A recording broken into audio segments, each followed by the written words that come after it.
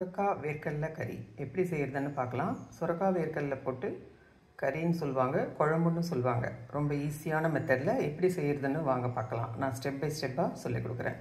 இது வந்து சாதத்தோடவும் சாப்பிட்லாம், இட்லி தோசையோடவும் சாப்பிட்லாம். ரொம்ப நல்லாயிருக்கும். வாங்க வீடியோக்குள்ளே போகலாம்.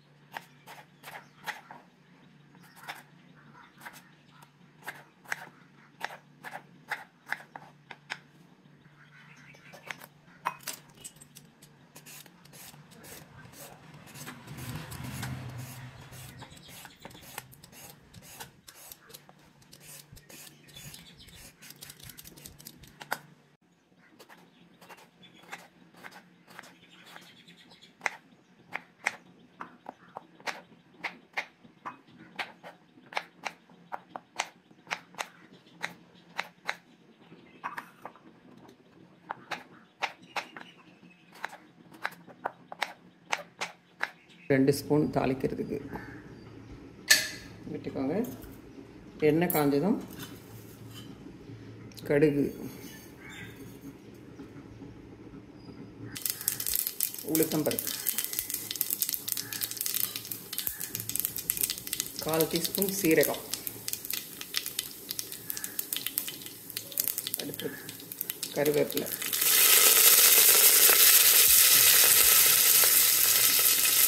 வெங்காயம்,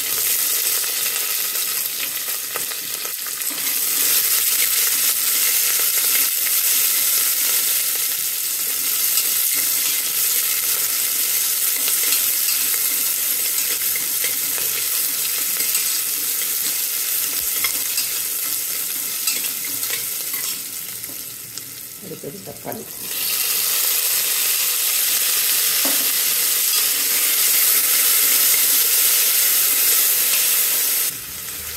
சின்ன வெங்காயமாக ஒரு 3 வெங்காயம் போட்டேன் நான். அதுக்கு வந்து பெரிய வெங்காயம் தான். தக்காளி ஒரு 2. நல்லா எல்லாமே பெருசு பெருசாக கட் பண்ணிக்கினேன் நான். நம்ம வந்து குக்கரில் ஒரு விசில் விட போகிறோம், அதனால் எல்லாமே பெருசாக கட் பண்ணிட்டோம். இந்த அளவுக்கு வதங்கினாலே போதும். நம்ம வந்து சுரக்காய் கட் பண்ணி வச்சுருக்கோம் இல்லைங்களா, அதை இதில் போட்டுக்கலாம். அது நல்லா பெருசு பெருசாக கட் பண்ணியிருக்கேன்.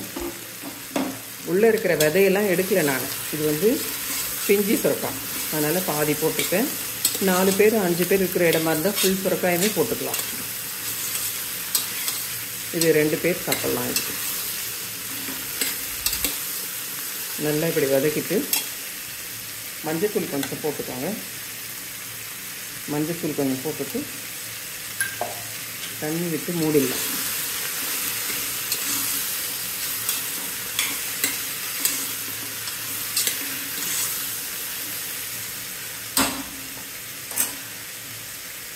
ஒரு கப்பு தண்ணி விடுங்க.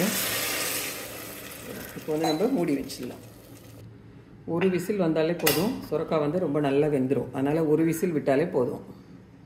அதுக்குள்ளே நம்ம அந்த குழம்புக்கு தேவையான மசாலா ரெடி பண்ணிக்கலாம். வேர்க்கடலை ஒரு 1/2 கப் எடுத்து வச்சுருக்கேன். வறுத்த வேர்க்கடலை. நம்ம இதிலே பூண்டு ஒரு 6-7 பல் பூண்டு போட்டுக்கலாம். காரத்துக்கு மிளகாய். இந்த குழம்புக்கு மொத்த காரமே இதுதான். நம்ம இதில் வேண்டிய அளவு போட்டுக்கலாம். நான் வந்து 4 போட்டிருக்கேன், வேணால் இன்னொன்று போட்டுக்கிறேன். இதை வந்து நம்ம தண்ணி விடாமல் பவுடரை அரைச்சின்னு வந்துடணும். இந்த அளவுக்கு கொரகொரப்பாக அரைச்சி எடுத்து வச்சுக்கணும்.